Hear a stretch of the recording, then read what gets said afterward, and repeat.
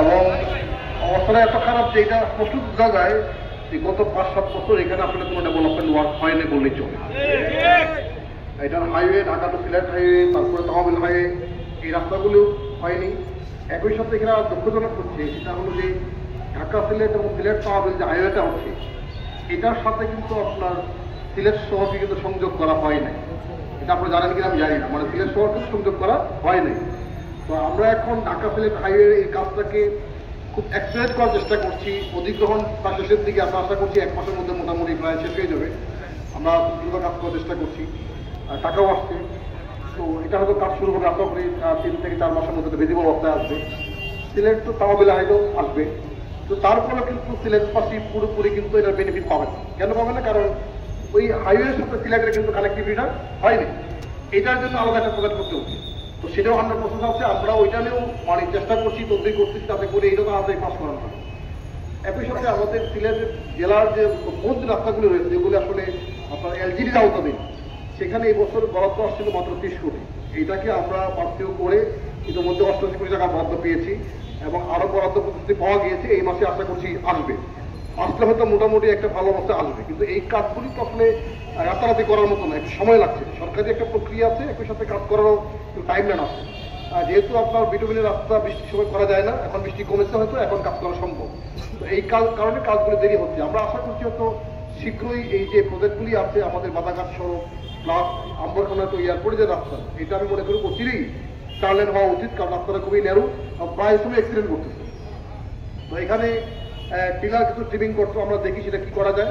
আমি মনে করি আমাদের দুটোই এনশিওর করতে হবে, একসাথে পরিবেশ রক্ষা করতে হবে, উন্নয়নও করতে হবে, ব্যবসাও করতে হবে, মানুষের চলাচলকেও নির্বিঘ্ন করতে হবে। সবগুলো বিষয়কে অ্যাডজাস্ট করেই আমরা করার চেষ্টা করছি। একটু সময় লাগছে, আমি আশা করছি যে অতি শীঘ্রই আপনারা ভিডিও দেখতে পাবেন। আমি এবং আমাদের এখানে হোমিওপ্যাথি দপ্তর থেকে এই যে রাস্তা আছে, এই রাস্তাটা খুব খারাপ। তো এটা গত আমরা 3 থেকে 4 দিন আগে আমরা অনুমোদন পেয়েছি। আশা করছি এই রাস্তাটা হয়তো ইমিডিয়েটলি কাজ শুরু হবে, মানে হবে ইনশাল্লাহ। এইগুলো হলে একটু মোটামুটি আগাবে। আরেকটি অসুবিধা হচ্ছে আমাদের এখানে জানেন যে এই শহরে কিন্তু এগুলো এই শহর নয়, শুধু আমাদের বেশ কয়েকটি উপজেলা পানি খাওয়ার সমস্যা, খাওয়া পানির সমস্যা। এটার একটা প্রজেক্ট আছে, আমরা এটাকে আরো দ্রুত চেষ্টা করবো পাস করানোর জন্য। আর আমি মনে করি যে এখানে মানে আমাদের গ্রাউন্ডটা অনেক কিছু নেমে যাচ্ছে, সুতরাং পানি খাওয়ার একটা ব্যবস্থা অবশ্যই আমাদের করা উচিত। এটা নিয়ে আমরা কাজ করছি। সরকারি সংশ্লিষ্ট সকল দপ্তরে আমাদের যোগাযোগ বলতে আসছে, কাউকে কথা হয়েছে, আজকে কথা হচ্ছে। আর রেলের যে সমস্যাটা আছে, রেলের সমস্যাটা কয়েক রকম। একটা হলো একটা অভিযোগ ছিল যে এখানে টিকিট পাওয়া ছিল, এটাকে আমরা মোটামুটি একটু ফেরানোর চেষ্টা করছি। গত 24 তারিখ থেকে রাউন্ড দ্য ক্লক 4টা ট্রেনের সময়সূচি অনুযায়ী র্যাব এবং পুলিশের সহযোগিতা আমাদের সেটা ডিউটি করছেন। এবং আমার মনে হয় যে কিছু টিকিট এখন আগে টিভি হয়েছে, কিছু পাওয়া যাচ্ছে। আর রেল নতুন করে দেওয়ার জন্য আমি চেষ্টা করছিলাম, কিন্তু এই মুহূর্তে মন্ত্রণালয় নতুন করে রেল লাইন দিতে পারতেছে না। কারণ এই মুহূর্তে কেন নাই, ইঞ্জিন নাই। তো কুচ কিছু আছে, আমরা ইতিমধ্যে 10টা কুচ পেয়েছি, 8টা লাগানো হয়েছে, 2টা হয়তো 2 লাগবে। এটা তো এইটা একটু বিষয় শক্তিশোর। আরেকটা অসুবিধা হচ্ছে নির্দিষ্ট সংখ্যকের বেশি কুচ দেওয়া যাচ্ছে না। কারণটা হলো আমাদের এই রেললাইনটা পাহাড়ের উপর যেতে হয়, ফলে এইটা বেশিরভাগ কুচতে উঠতে পারে না। এই যে আরেক সমস্যা, তাহলে আরো কয়েকটা কুচে তো এই ট্রেনের সাথে দেওয়া যেতে পারে। তো বিষয়টা সরকারের এতে আছে, দৃষ্টিতে আছে। এবং আমরা আশা করছি যে বেশি দরকার যেটা সেটা হচ্ছে রেল লাইনটা আপনার সংস্কার, এটা হলো খুব বেশি দরকার। এটা নিয়ে কথা বলছি আমরা, আশা করছি হয়তো চিরি হবে। যে সমস্যাটা হয়েছে গত কয়েক বছর এই জায়গাটাতে মনোযোগ না দেওয়ার কারণে, বা এখানে যারা দায়িত্ব ছিলেন আমি মনে করি জায়গায় একটু ঘাটতি আছে। তো এইটা করতে না পারার কারণে অনেকগুলি সমস্যা একসাথে তৈরি হয়েছে। তো এই দুটো আশা করি সমস্যা হবে, সমাধান হবে। আর আপনার এয়ারলাইন কিছু সমস্যা, আমরা জানেন যে আমরা এটা বসছিলাম। তো এয়ারলাইনের টিকিট এই যে আপ ডাউন করে, ফ্লাকচুয়েট করে।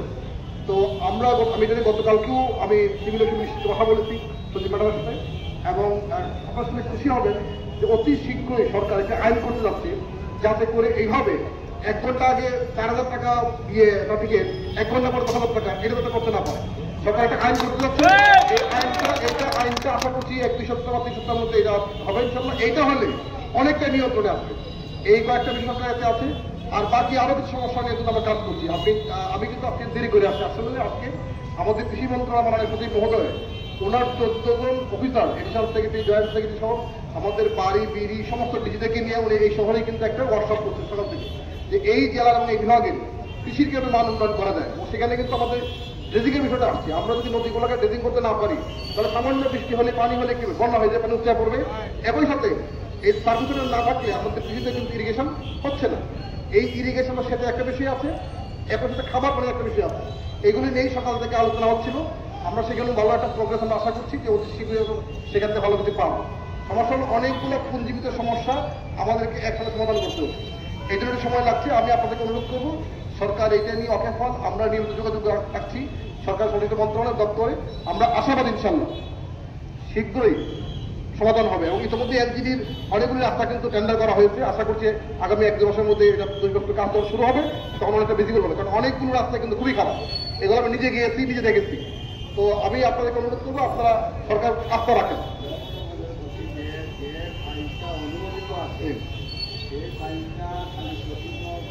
জি জি, এটা বেশ কয়েকটা উন্নয়ন প্রকল্প আমাদের বিভিন্ন দপ্তরে আছে, মন্ত্রণালয়ে আছে। এটা আমরা কথা বলছি এবং আমি পার্সোনালি বিভিন্নভাবে যে করছি, আমি এবং আমরা সকলে মিলে